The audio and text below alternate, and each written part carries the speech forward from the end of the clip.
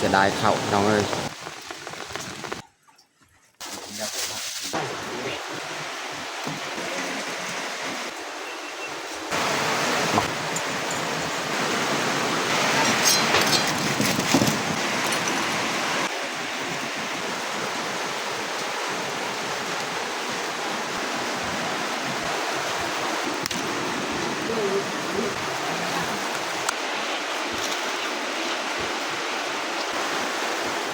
อย่าลืมกดไลค์กดแชร์และกดติดตามเด้อพี่น้อง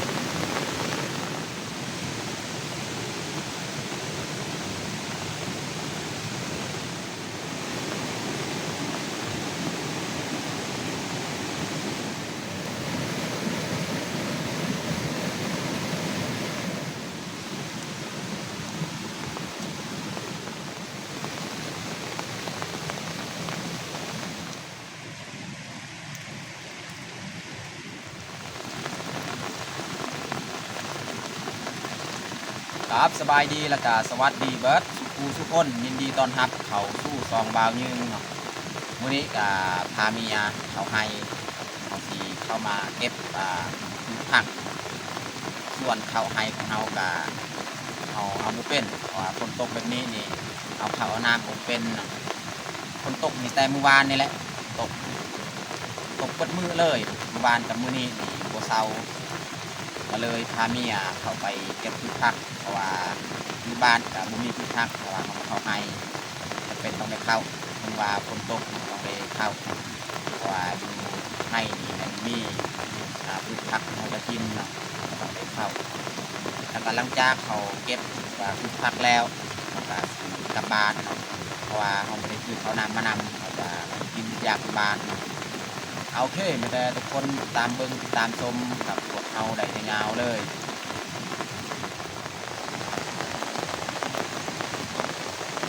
หมอกเมฆนี่เต็มตกแต่มื้อวานแหละบ่หยุดบ่เซาเลย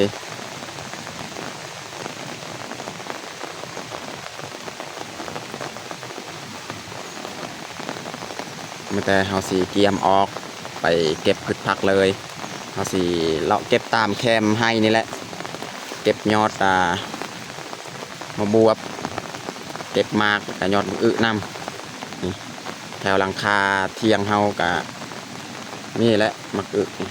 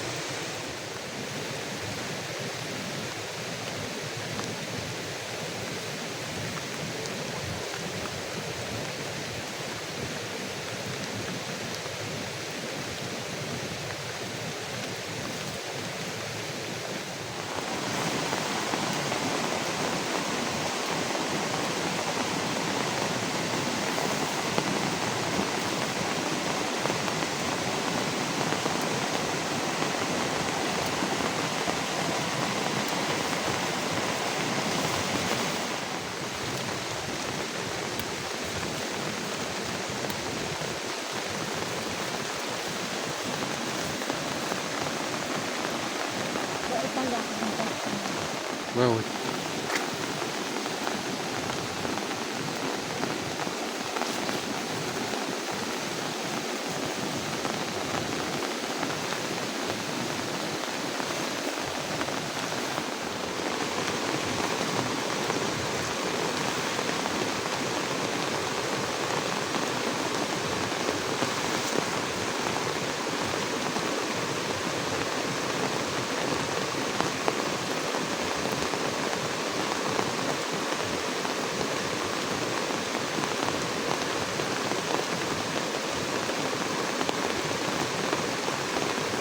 บวบ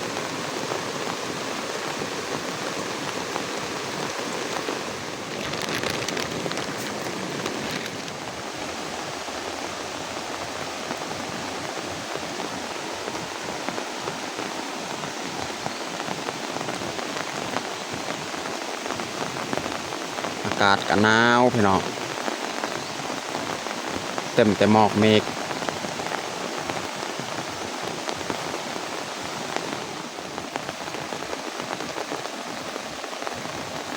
มักบวบนี่ซ้ำสิเอาพี่น้องมักบวบลาย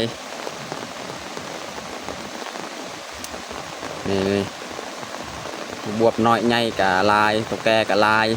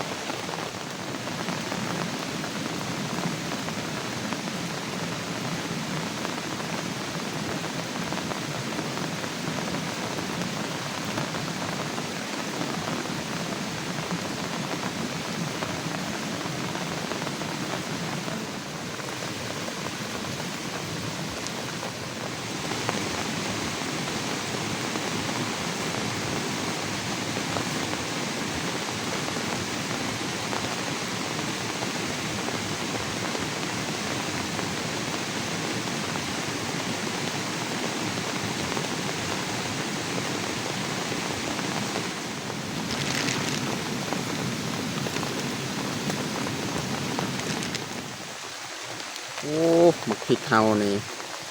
สุกลายแล้วบ่มีเวลาไปเก็บพี่น้อง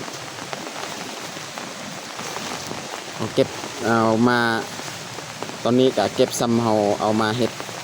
กินนี่แหละนี่หมักพริกนี่สุกลายแล้วนี่ตอนนี้ลงลุมเลย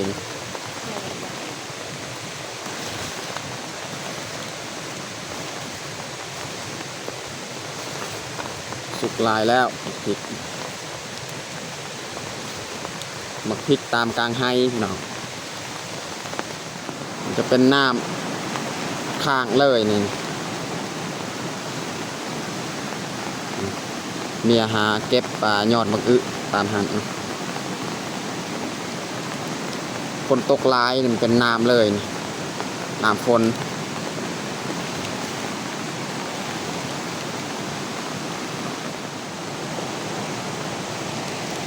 นี่พี่น้องเบิ่ง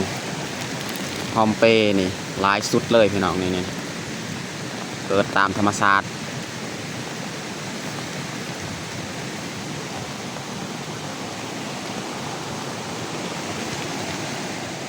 นี่เขาให้ของเฮานี่กะโจไว้ตลอดเนาะโอ้พี่น้องเอ้ยอยู่เทิงหันดินเจือนเลย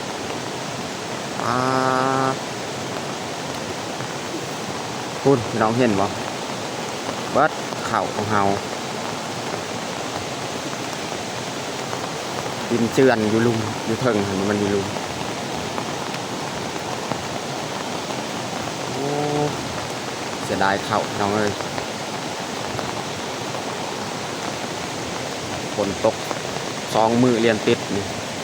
ดินถล่มดินเจือนเลยครับ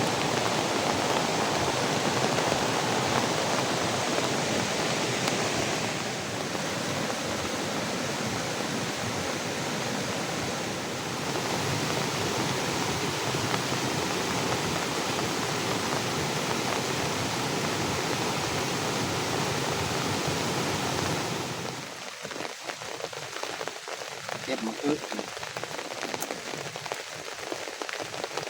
อ่อน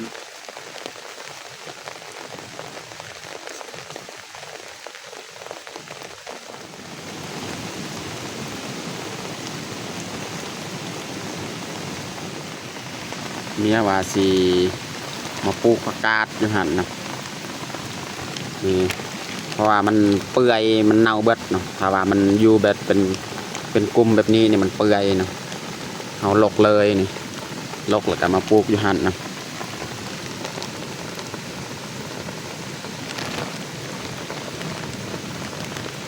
เพราะว่าผักกาดแบบนี้นี่ถ้าว่ามันติดกันแบบนี้นี่มันเปื่อยเลยมันเน่าเลย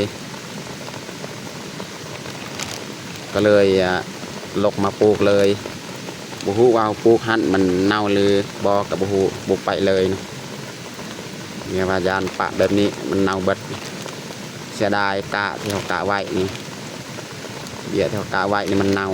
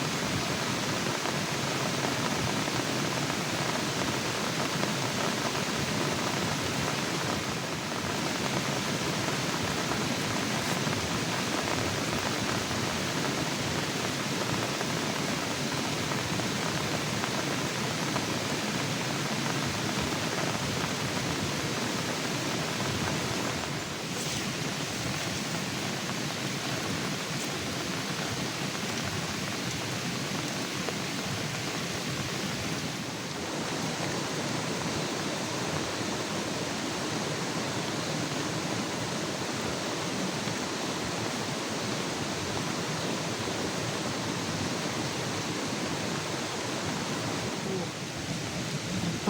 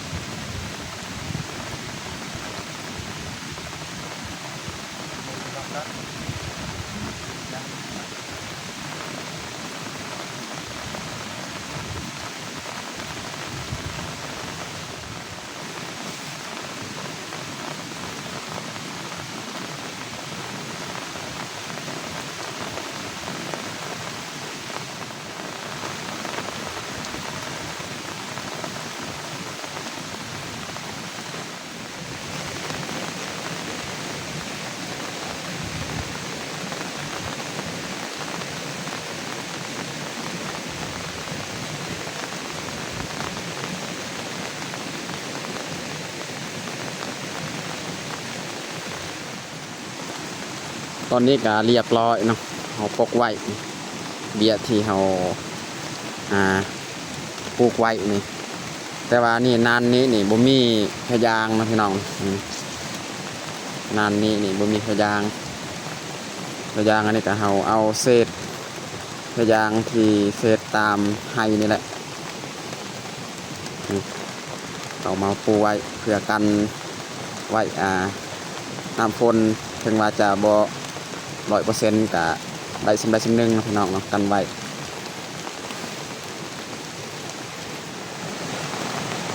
ฝนตกนี่บ่หยุดบ่เซาเลยเบิดมื้อเบิดคืน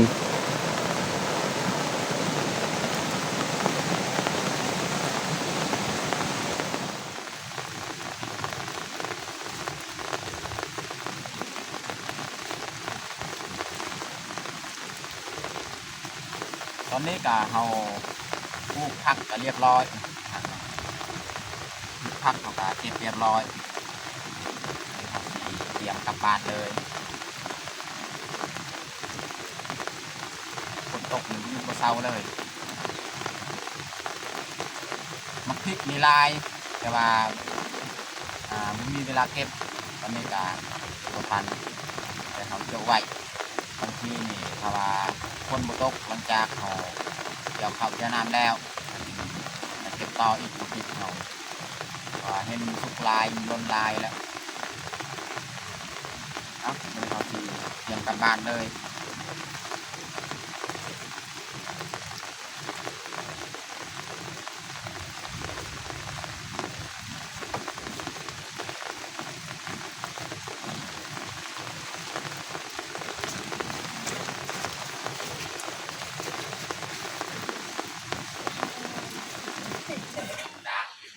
ตอนนี้ก็มาฮอดบ้านวันนี้เฮาสิเอาออกพืชผักแล้วก็มาเฮ็ดอาหารเที่ยงบรรยากาศนี่มืดครึ้มเลยพี่น้องเนาะ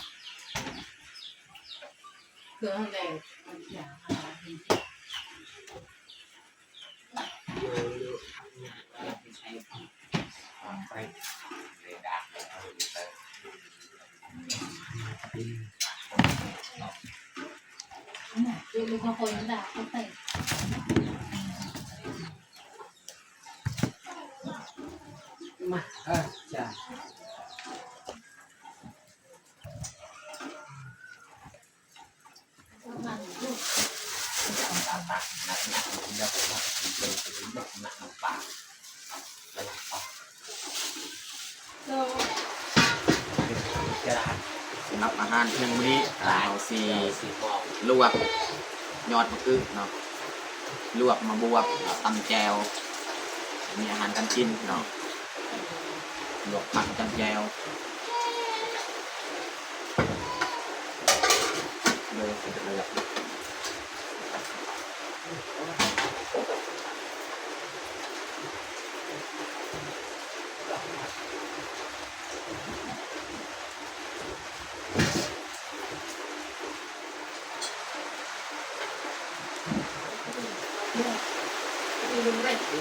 นี่มันจะใส่เลยผักของเรา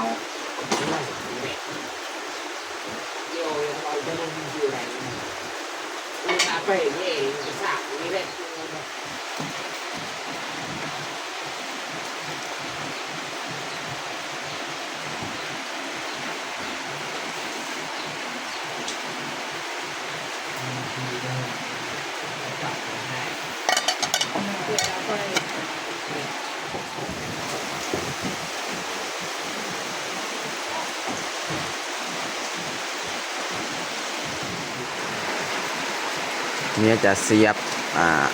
กระเทียมหอมแดงมะพริกเนาะสิมาตำแจวมะพริกกับมะพริกสดเก็บบางกีนี่แหละมะพริกแห้งนี่เฮาบ่ซื้อกินปานใดเพราะมีมะเขือดิบแบบนี้นี่เอามะเขือดิบมากิน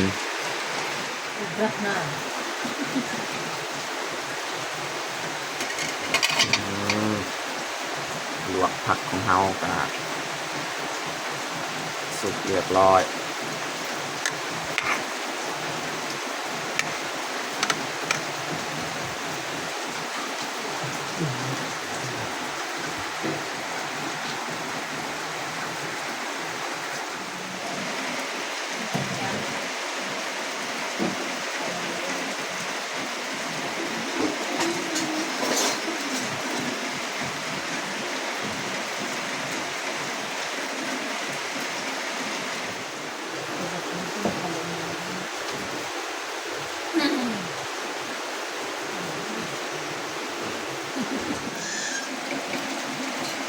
เราจะเอานั่งนี่พี่น้องเนาะนั่งหมูป่านี่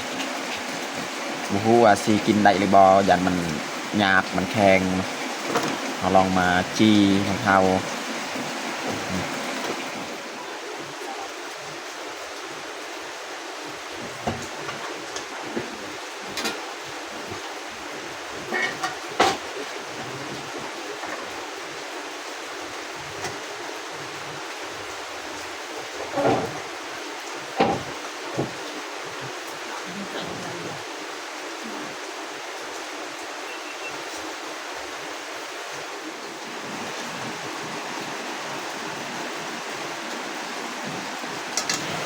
อนนี้ก็สุกเรียบร้อยหมักพริกของเฮาสีตั้มแจ่วก่อนเนาะส่วนหนังเนี่ยมันปิ้งผ่าเลย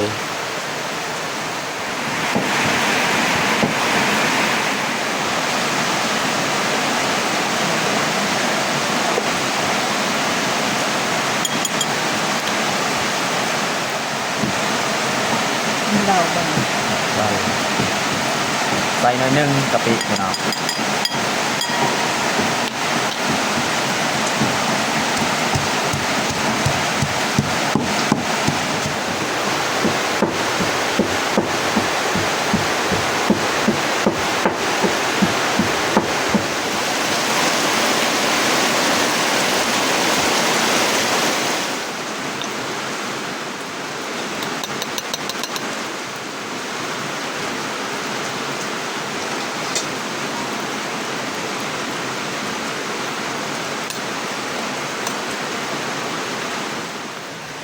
ตอนนี้ก็ปิ้งหนังของเฮาก็ไก่สิสุกแล้วพี่น้องกรอบแล้ว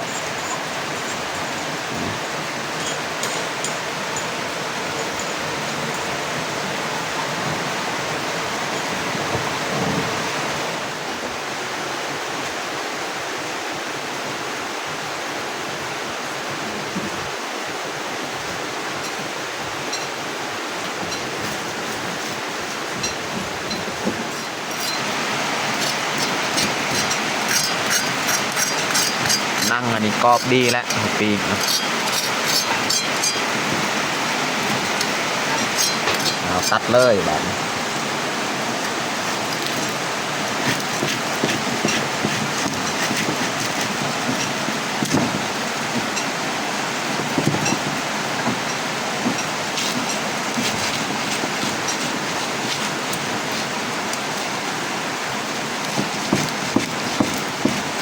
หักเอาก็ได้นี่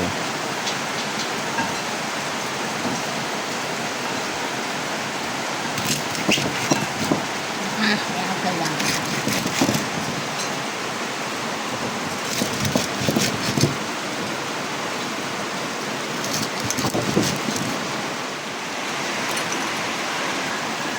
ตัวนี้เนี่ยเขาจะตัดพี่น้องเนาะอยูลุ่มเนี่ยเขาไม่ได้ตัดถ้าว่าเขากินจังหน่อยมันเย็นนี่ยันมันสีแข็งเอาไปจีไม้ถ้ามันบ่แข็งเขาก็ตัดกินเลยจังหน่อยเนาะตัดเบิดยันมันสีแข็งก่อนเนาะตอนนี้ก็เรียบร้อยเขาแต่งข้าวเนาลวกยอดมะอึกับมะบวบเนาะแล้วก็ปิ้งนังหมูปลาเนาะหรือว่าย่างนังหมูปลาแล้วก็แจ่วกะปิสำหรับอาหารเที่ยงมื้อนี้ก็บัดสำนี้แหละตอนนี้ก็เรียบร้อยแต่งข้าวของเราจะลงมือกินข้าวเที่ยงเลยมาทุกคนกินข้าวเที่ยงด้วยกัน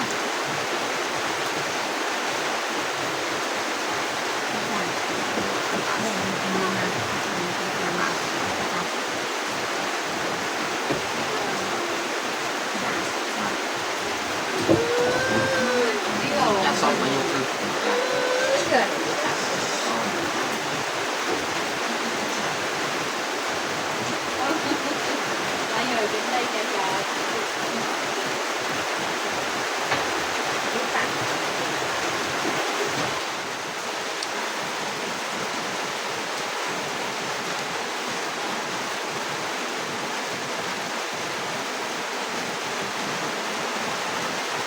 น้องพลอยกินส้มพี่น้อง